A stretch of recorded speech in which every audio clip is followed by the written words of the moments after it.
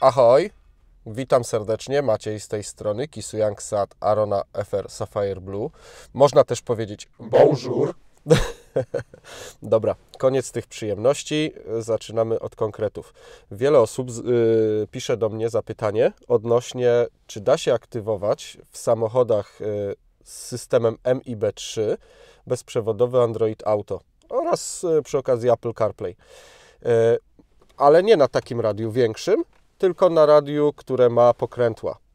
Czy to w Skodzie Kamiq, czy to w Seacie Arona. To mniejsze radio to jest Media Color System, bodajże tak się nazywa. Ono nie ma nawigacji wbudowanej i często w 90% nie posiada bezprzewodowego Android Auto, bo ktoś przy konfiguracji nie dokupił, bądź brał auto z placu. I od razu odpowiadam. Wszystkie jednostki, które są zbudowane na systemie MIB3, mają możliwość włączenia bezprzewodowego Android Auto. Natomiast trzeba spełnić pewne warunki.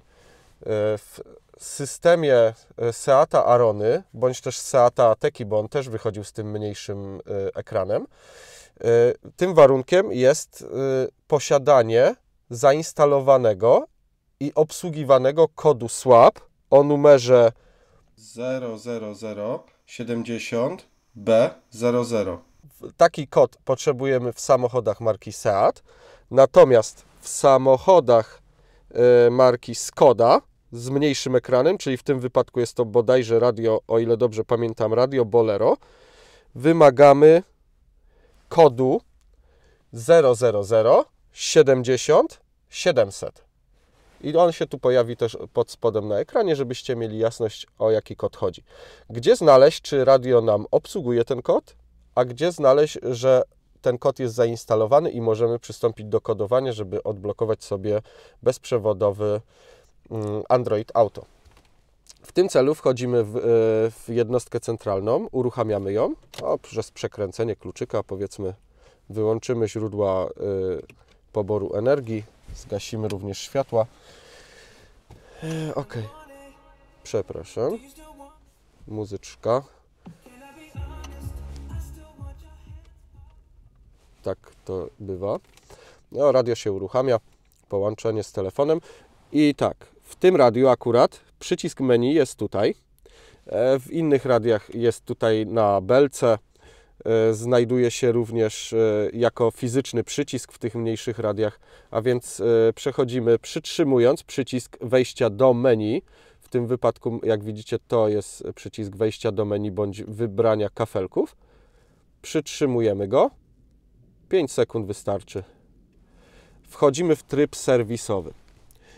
Jak widzicie, pojawił nam się tryb serwisowy i w nim mamy 3 okna. Jeżeli jest odblokowany tryb deweloperski, pojawić się powinno więcej okien. Natomiast mamy tutaj 3 okna i jedno z nich najbardziej nas interesuje, a mianowicie okno kody funkcji Fetch Swap. Wchodzimy w nie i znajdują się tu informacje o obsługiwanych kodach, czyli te, które radio może obsłużyć, oraz zainstalowanych kodach, czyli te, które radio w sobie już ma i z których korzystamy, które działają. I teraz istotna kwestia. Jeżeli w obsługiwanych kodach mamy poniższe kody, czyli 00070 700 dla Skody, czy dla Seata 00070B00, to znaczy się, że nasze radio ma możliwość aktywacji bezprzewodowego Android Auto.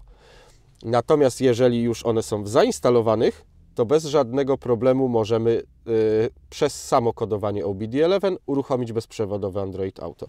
Sprawdźmy może najpierw u mnie, jakie kody mam zainstalowane. I te kody można sobie policzyć. Jest ich 6.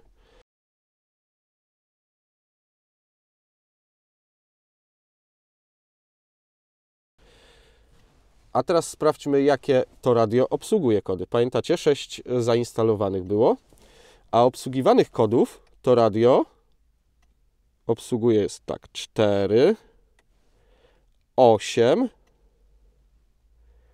12, Czyli tak naprawdę połowę funkcjonalności tego radia mamy dostępna, a resztę są to kody, które mamy zablokowane. Między innymi ja Wam tutaj wrzucę gdzieś w rogu rozpiskę, co oznaczają te kody stricte w moim radiu, bo tą rozpiskę mam. A dzisiaj Wam pokażę, jak aktywować te kody swap. Będziemy dzisiaj aktywować kod 0006400. Jest to kod na funkcję Sport HMI, czy tam HMI Sport, czyli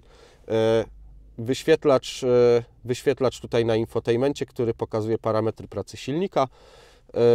On jest dostępny w tych wersjach Golfa GTI, przedliftowej Cupry Ateki.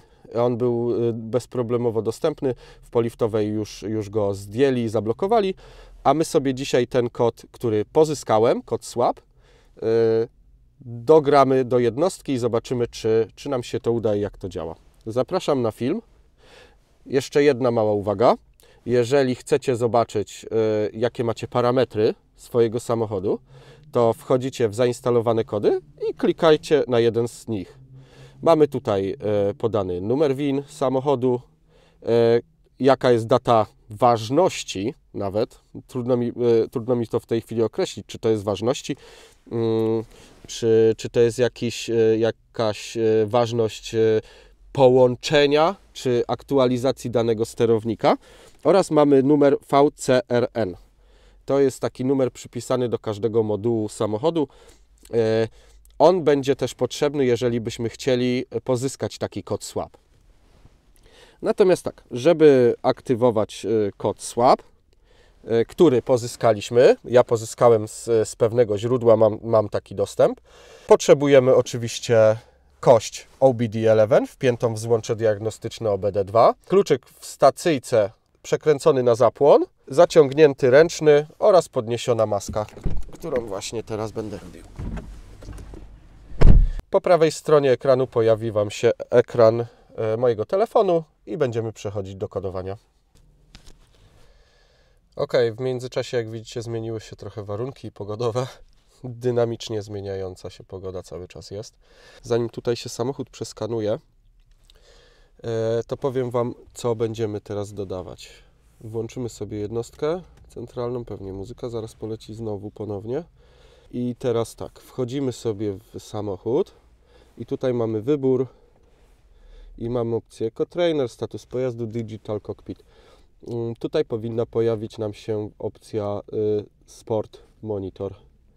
Oczywiście po zakodowaniu, po dodaniu tej funkcji, po dodaniu tego kodu FEC swap, no i po resecie jednostki centralnej. Ok, no to tu sobie wyłączymy, bo będziemy pracować teraz na module 5F. Tutaj pojawia Wam się telefon i ja sobie wchodzimy sobie, to jest mój samochód, wchodzimy sobie w moduł elektronika układów informacyjnych, moduł 5F. Widzicie, wzbudza się od razu ekran, bo to są naczynia połączone. Przewijamy sobie, tutaj mam OBD11 przetłumaczony na polski, natomiast bardzo podobne opisy są po angielsku czy w innych językach. Włącz światła, bo też mam wygaszone. I wchodzimy sobie tak. Zmień usługę. Tryb końca produkcji end of line. Mamy sesja diagnostyczna zmieniona. Następnie dostęp bezpieczeństwa. Przepisujemy login 20103 i mamy dodane. Teraz adaptacja. W adaptacji wpisujemy swap. I mamy transmisja kodu odblokowania funkcji swap. Wchodzimy tutaj, ale przed tym musimy skopiować kod, który ja uzyskałem. No, pewnie. Muszę się cofnąć w wiadomościach. Tego nie musicie widzieć, to nie jest nic ciekawego. Ok, kopiuj kod. Przerzucamy sobie go do OBD11. Wklejamy. Nie patrzymy, czy na końcu nie ma spacji. Dajemy OK. Przytrzymujemy. Adaptacja zaakceptowana. wycofujemy się 2 menu niżej, ustawienia podstawowe. Następnie znowu w ustawieniach podstawowych wpisujemy swap, odblokowanie funkcji swap. I tutaj mamy dwie podpunkty, ale my naciskamy tylko ptaszek. Ładowanie, ustawienia podstawowe rozpoczęte. Kod na konkretną opcję mamy wgrany, wychodzimy z OBD11. Tutaj Wam zniknie ten ekran już. Resetujemy jednostkę infotainment. W międzyczasie, jak ona się będzie resetować, to powiem Wam tak. Te kody swap odpowiadają m.in. za to, że możemy mieć nawigację, rozpoznawanie znaków drogowych, tryb off-road, tryb sport, bezprzewodowy Android Auto i wiele funkcji. Tak jak widzieliście wcześniej w opisie, pokazałem Wam, jakie opcje obsługują te tryby, które są u mnie zainstalowane. Wchodzimy, proszę bardzo, zobaczcie, pojawiła się ikona, zgaszę może lampę, bo przeszkadza. Seat Arona 2022, wersja Effort, mamy tryb Sport. I ten tryb Sport, Android Auto się ładuje, bezprzewodowy. Ten tryb Sport, jak widzicie, ma nawet pokazane, rozjaśnię może ekran. Wszystko działa bardzo nieresponsywnie, jak widzicie, ze względu chyba na temperaturę. Jest tryb Sport. Te ikonki są wybieralne. Mamy doładowanie, mamy przeciążenie, mamy moc. W kilowatach, co prawda. Natomiast jedna rzecz, która mnie tu interesuje, którą bardzo chciałbym zobaczyć, czy jest, to jest temperatura płynu chłodzącego. Rozłączyło mi się, pod domem rozłącza mi się Android Auto. Wiecie co? Przejedziemy się chyba chwilę, co? Poczekajcie, zamknę maskę i zobaczymy, jak ten tryb sportowy działa i wygląda. No dobra, no to jesteśmy u mnie na zamkniętym odcinku testowym. Możemy tutaj dowoli sprawdzić te parametry podczas jazdy. Wiadomo, nie róbcie tego na drodze publicznej. Zobaczcie, wskaźniki pokazują nam aktualną temperaturę płynu chłodzącego z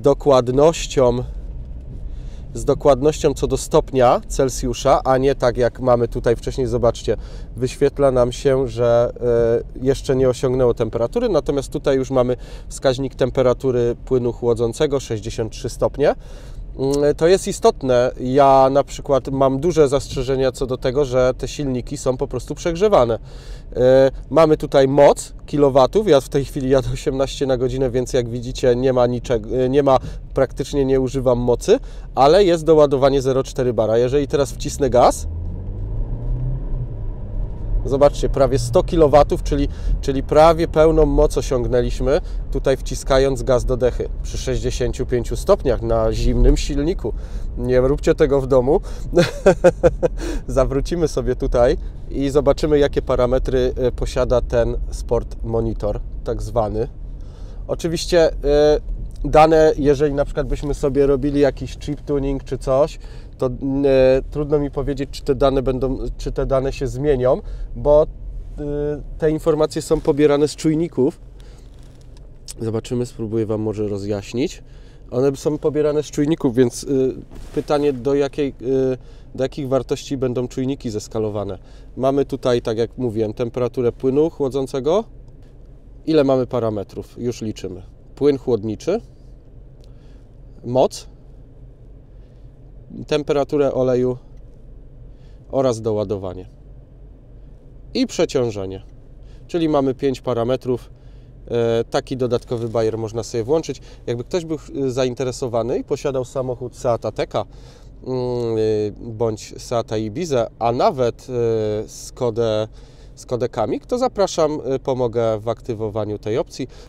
Ok, to jak już mamy aktywowany ten kod swap, to może sprawdźmy, czy on faktycznie się już wgrał.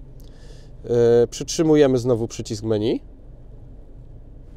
Wchodzimy w kody funkcje I mamy tak, obsługiwane kody i ten kod, który wgrywaliśmy, to był kod 60400. Przejdźmy teraz w zainstalowane i ten kod, jak widzieliście, dodałem, ten kod jest zainstalowany. Dziwną ma datę natomiast, bo jak zobaczycie, jest 2016 rok, listopad, 6 listopad. Nie wiem, co mam o tym myśleć. Natomiast na przykład inny kod. Trudno powiedzieć, te akurat kody są takie. Natomiast ten kod, tak, wszystkie są wgrane, tak jakby jednostka została zhakowana i ma ustawienia z 2016 roku, z listopada. No, nie ma to jakiegoś specjalnego znaczenia. Natomiast z obsługiwanych kodów przeleciał nam na zainstalowane i mamy Sport Monitor. Fajny bajer. Nawigacja na tym ekranie, Sport Monitor na tym ekranie, wszystkie parametry. Wtedy dzięki temu można nawigację na przykład włączyć na widok taki. Dokładnie taki. Można sobie zmienić wtedy. Można mieć na całym ekranie nawigację, a tutaj mieć parametry podstawowe samochodu. Aha, jeszcze taki mały protip. Nie wiem, czy wiedzieliście w ogóle, jeżeli jesteście użytkownikiem Ateki, Arony, Leona, że przycisk View przytrzymany dłużej pojawia nam się submenu, które zmienia widoki. Zaraz Wam pokażę. O, możemy sobie wybrać widoki. Również automatyczny. A to są widoki, które możemy parametryzować z tutaj. Digital Cockpit.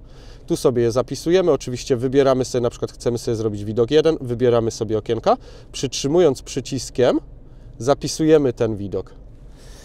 No i on później po przyciśnięciu przycisku View pojawia się tutaj. Bardzo fajna opcja. Powiem tak, ja po 2 latach dopiero ogarnąłem, że takie coś jest. Tak więc jeżeli macie od niedawna samochód, no to już wiecie, że ten przycisk też do czegoś działa. Jeszcze raz pozdrawiam serdecznie, trzymajcie się, bye. Jeszcze dodam, widzicie jak błyszczący ekran niszczy jakość moich nagrań? No niestety, nie założyłem matowego. Jako kierowcy zupełnie mi nie przeszkadza, a dodatkowo jeżeli jadę z małymi pasażerami, moimi dzieciakami, to ja ich widzę w ekranie. Trzymajcie się, cześć.